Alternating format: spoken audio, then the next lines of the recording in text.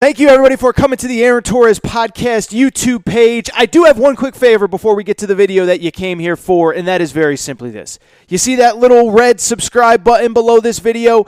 Go ahead, smash that subscribe button. It really does help me. It really does help this channel grow and my audience grow. So go ahead and hit that red subscribe button. And now, here is the video that you came here for. And that is exactly what happened this week. We did, in fact, get major college hoops news, and so I want to break it down.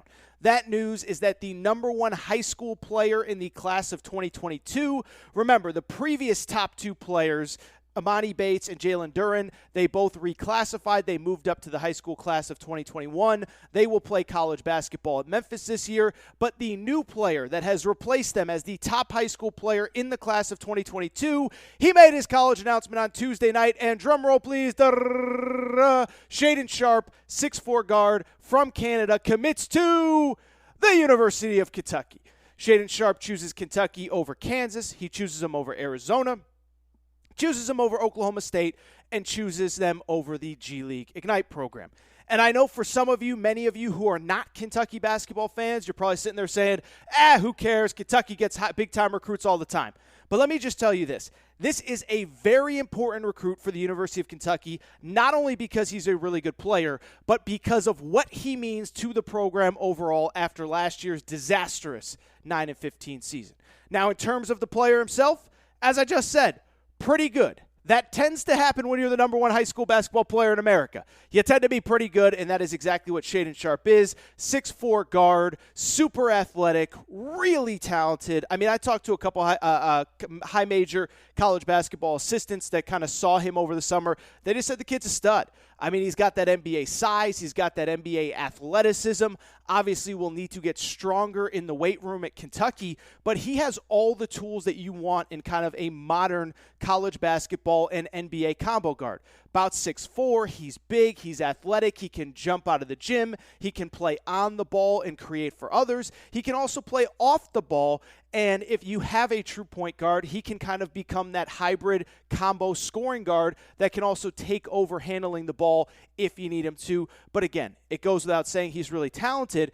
And what I think is really cool about this commitment for Kentucky is this. In the past, when Kentucky has gotten these elite high school players, a lot of times they come to Kentucky and everything gets thrown on their shoulders. Now, that's not always the case. Remember Karl Anthony Towns, number one overall pick at Kentucky. He, of course, had some veterans to help him out. Willie Cauley-Stein, the Harrison twins, etc. Anthony Davis had Darius Miller, had Deron Lamb, had Terrence Jones. Even John Wall had a couple holdovers from the Billy Gillispie era, most notably Patrick Patterson. But what is cool about this situation with Shaedon Sharpe is this.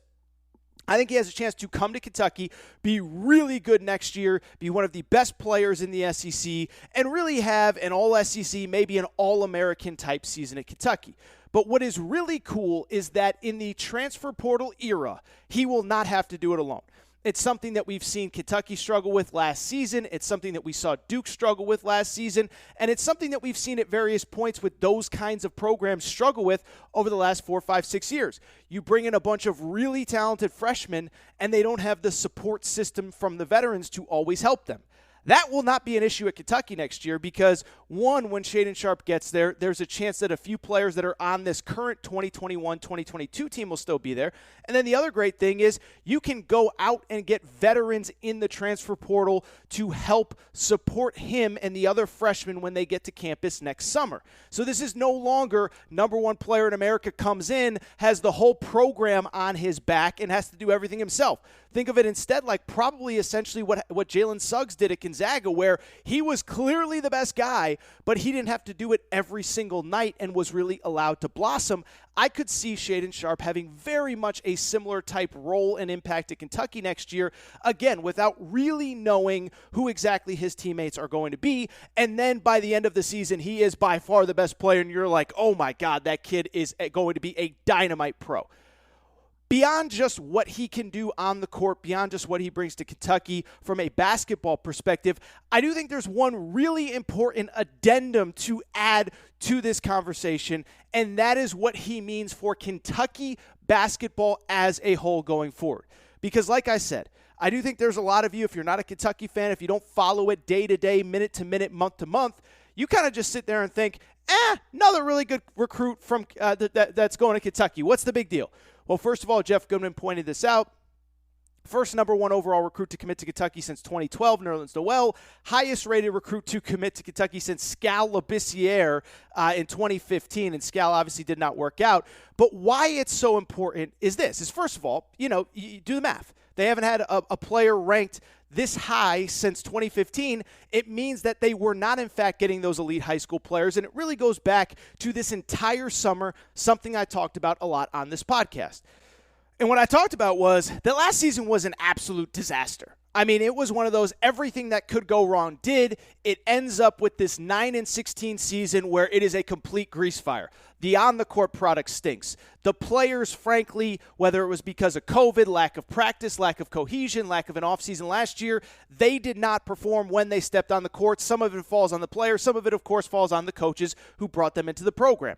It was clear there was dissension in the locker room. It was clear that recruiting had started to slip where you're still getting the good players, but maybe not the elite players, and you're asking non-elite freshmen to act like elite freshmen and play like elite freshmen, play like John Wall, Anthony Davis, Karl Anthony Towns, even though they are not those guys. And so when we went into the offseason, and again, you had this incredible season where, certain programs elevate Baylor, Gonzaga, Houston, whoever, and Kentucky gets left behind. And John Calipari basically says this. He looks himself in the mirror, and after the season, he actually said this publicly. He said, I hope you get your licks. I hope everybody got their licks in now because we are coming back with a vengeance this offseason, and that's exactly what he did. I give him so much credit because this guy at this advanced age of his career looked himself in the mirror and said, what I'm doing isn't good enough. Went out, instead of focusing on freshmen in this past recruiting class, went to the portal, got a bunch of high-character veterans, decides that he is also going to change his style of play. It's kind of a more modern Alabama-type pace and space offense, pace and space personnel, where you're going to see a lot of three-point shooting. You're not going to see two guys clog in the middle. And John Calipari basically said, I got to change, but also on top of that, what he also did was this. He shook up his coaching staff. And part of shaking up his coaching staff was two assistant coaches left. You could say they left for this, that, the other thing. They were basically told, you're not really welcome back here. And in their place were two guys came in by the name of Orlando Antigua and Chin Coleman, okay? Orlando Antigua and Chin Coleman, two of the elite recruiters in college basketball, two guys that are well-respected as coaches, as player developers. Orlando Antigua was with John Calipari during the early days, during the glory run of the Kentucky era, during the 2010 to 2014 type years.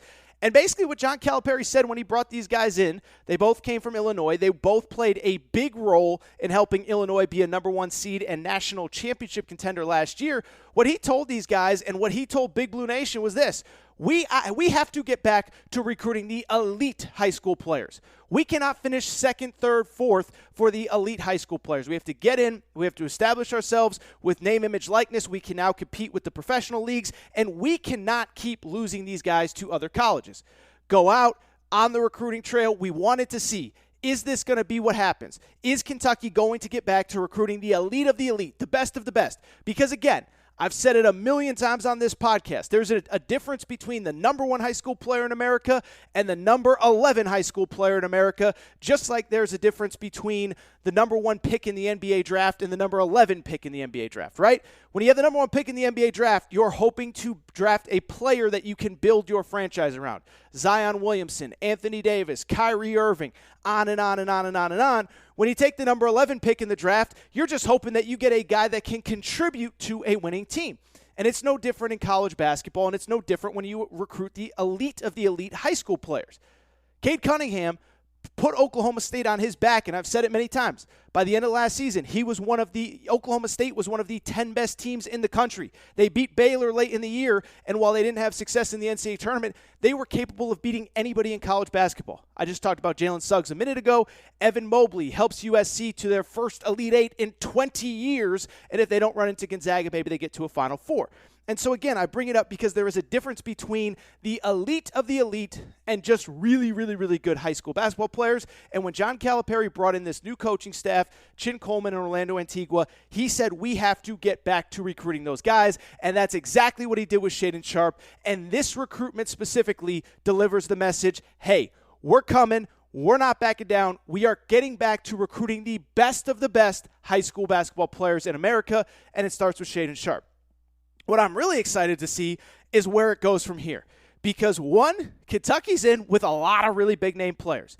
There is a guard named Cason Wallace who seems to be trending more and more towards Kentucky. He's more of a top 12, top 15 type recruit, which again, if he's the best player in your class, I don't know that you're going to win a national championship. But if he's the second or third best player, you just might. Top 5 wing named Chris Livingston. I don't know that he's necessarily going to end up at Kentucky, but they're certainly in the conversation. And then maybe most importantly, the guy that I actually think is the actual best high school player in the class of 2022, Derek Lively, big 7'1" center, super athletic. It's a little early to determine where he will go to college or if he will pursue a professional option, but I'm just telling you, if he goes to college, Kentucky has as good of a chance as anybody. So yes, Shaedon Sharpe is good, but what is important about this commitment is that it signifies Kentucky is back to recruiting and getting and enrolling the best of the best high school basketball players in America, and now it'll be fascinating to see what happens from here with Shaedon Sharpe with Kentucky. One last thought, I would just say this.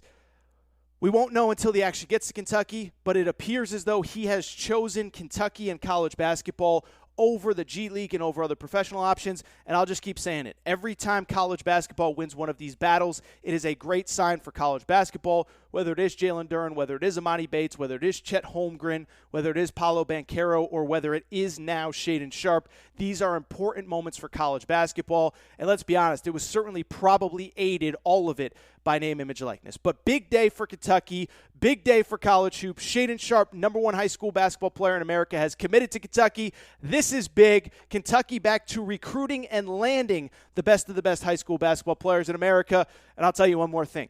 Kentucky fans have dubbed the 2021-2022 season with Chin Coleman, with Orlando Antigua, behind John Calipari as the Revenge Tour. Well, the Revenge Tour begins now with the commitment of the #1 high school basketball player in America, Shaedon Sharpe. If you enjoyed this video, please do me a favor. Make sure to subscribe to the Aaron Torres Podcast YouTube page. Also, make sure to follow me on Twitter at Aaron_Torres. Make sure to follow me on Instagram at Aaron Torres Pod. Make sure to subscribe to this channel. Make sure to subscribe to the Aaron Torres Sports Podcast.